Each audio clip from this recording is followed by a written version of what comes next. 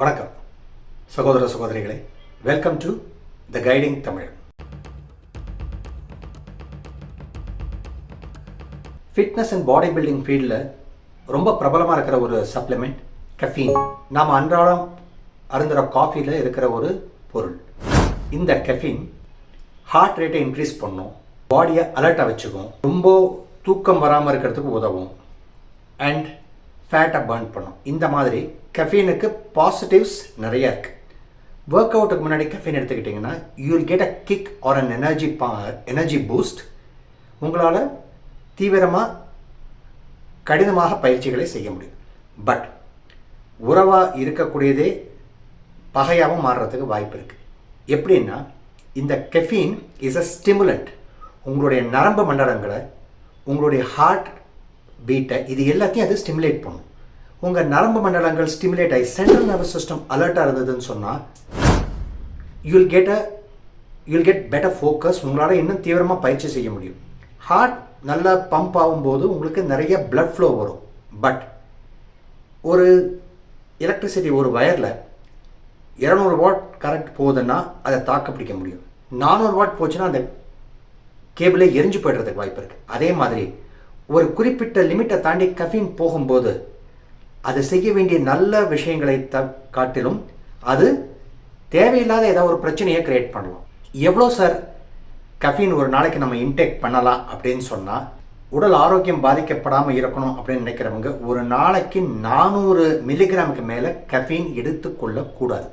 இந்த 400 மில்லிகிராம்ங்கிறது எப்படி சார் கணக்கு போடுறது அப்படின்னு கேட்டால், ஒரு 2 பிளாக் காஃபி சாப்பிட்டீங்கன்னா அதுவே உங்களுக்கு கிட்டத்தட்ட 400 mg கஃபீனை கொடுக்கும். இதை கடந்து நீங்கள் போகும்போது உங்களுடைய சென்ட்ரல் நர்வஸ் சிஸ்டம் ஓவராக ஸ்டிமுலேட் ஆகும். கெஃபீனை நீங்கள் ஆரம்பிக்கும் போது ஒரு மாதிரி அலர்ட்டாக இருக்கிற மாதிரி, ஒரு பதட்டம் இருக்கிற மாதிரி ஃபீல் பண்ணலாம். நாட்கள் செல்ல செல்ல உங்கள் சிஎன்எஸ், உங்களுடைய நர்வஸ் சிஸ்டம் இதுக்கு பழகிடும். ஸோ நீங்கள் கெஃபீன் எடுத்தீங்கன்னா உங்களுக்கு பெருசாக ஒரு ஸ்டிமுலேஷன் எஃபெக்ட் இருக்காது.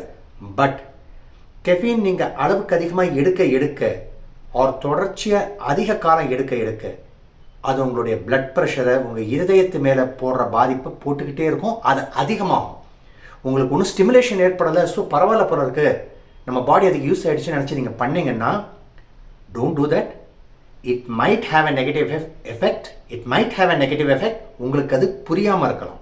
என்னங்க எனக்கு ஒன்றுமே புரியல. அதுதானப்பா எனக்கும் புரியல. டீனேஜர்ஸ் கண்டிப்பாக கஃபீனை தவிர்த்துடுறது பெட்டர்.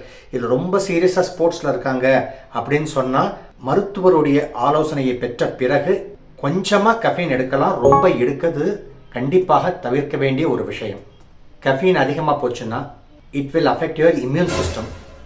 நாளடைவில் தசை சிதைவுகளும் ஏற்படுத்தும். தசை சிதைவை ஏற்படுத்தி தசைகள் பிரேக் டவுன் ஆக ஆரம்பிச்சுன்னா உங்கள் மெட்டபாலிசம் ஆக்சுவலி குறையும். இது குறைஞ்சதுன்னா உடலில் ஃபேட் பில்டப் ஜாஸ்தியாகும். ஸோ எந்த கஃபீன் ஃபேட் லாஸுக்குன்னு எடுக்கிறீங்களோ அதுவே உங்களுக்கு வில்லங்கமாகவும் போயிடலாம். If you take too much, if you keep on taking it for a long and an extended period of time. புத்திசாலிகள் கஃபீனை சைக்கிள் பண்ணுவாங்க, அப்படியே நான் ஸ்டாப்பெல்லாம் எடுத்துக்கிட்டு இருக்க மாட்டாங்க. கஃபீன் பிரச்சனை ஏற்படுத்துறதுக்கு இன்னொரு முக்கியமான காரணம் என்னென்னா, உடலில் ஸ்ட்ரெஸ் ஹார்மோனான கார்டிசாலையும் கஃபீன் கூட்டம். எப்போ நீங்கள் தொடர்ச்சியாக நிறைய எடுத்துக்கிட்டு இருக்கீங்க, பல காலம் எடுத்துக்கிட்டே இருக்கீங்கன்னா கண்டிப்பாக இதனால் கார்டிசாலும் கூடும். இதை எப்போவுமே மைண்டில் வச்சுக்கோங்க. If you're a body builder, caffeine உங்களுக்கு கொஞ்சம் ஃபேட் லாஸ்க்கு உங்களுடைய கான்டெஸ்ட் ப்ரெப்பில் அதில் இதெல்லாம் ஹெல்ப் பண்ணும், மாற்றுக்கிறதே கிடையாது. ஒரு கிக் கொடுக்கும், ஒரு எனர்ஜி கொடுக்கும், it's all fine. But caffeine நீங்கள் நிறைய எடுத்துக்கிட்டே இருந்தீங்கன்னா உங்களுடைய மசில் பம்ப்ஸ் கொஞ்சம் குறையும். காரணம் என்னென்னா, இந்த ரத்த நாளங்கள் விரிவடையுது இல்லையா, அதை வாசோ டைலேஷன் வாங்க. Too much of caffeine can affect vasodilation. அதனால் உங்களுக்கு ஒரு நல்ல பம்ப் வேணும்னு நீங்கள் நினச்சி பண்ணிங்கன்னா அந்த பம்ப் உங்களுக்கு கிடைக்காம போகலாம். ஏற்கனவே நீங்கள் கான்டெஸ்ட் ப்ரெப் பண்ணும்போது கார்ப்ஸை குறைப்பீங்க, இல்லை சைக்கிள் பண்ணுவீங்க, சிலர் 0 கார்ப்ஸ் போவாங்க. It differs from person to person. அந்த மாதிரி நேரத்தில் ஏற்கனவே உங்களுக்கு பம்ப் கம்மியாக இருக்கும். நீங்கள் அந்த நேரத்தில் கெஃபீனை நிறைய எடுத்தீங்கன்னா you will not get a good pump at all. So you won't feel good. இப்போது நீங்கள் சீரியஸ் கான்டெஸ்ட் ப்ரெப் பண்ணுறீங்க, அப்போ எவ்வளோ சார் எடுக்கலாம் கஃபீன் எடுக்கலாம் அப்படின்னு சொன்னீங்கன்னா 100 ml cup of black coffee. இதை ஒரு தடவையாவோ இல்லை இதையே 2ஆக பிரித்து 2 முறையோ எடுக்கலாம். இதுக்கு மேலே வேண்டாம். ஸோ கஃபீனை ரொம்ப ஸ்மார்ட்டாக யூஸ் பண்ணுங்க.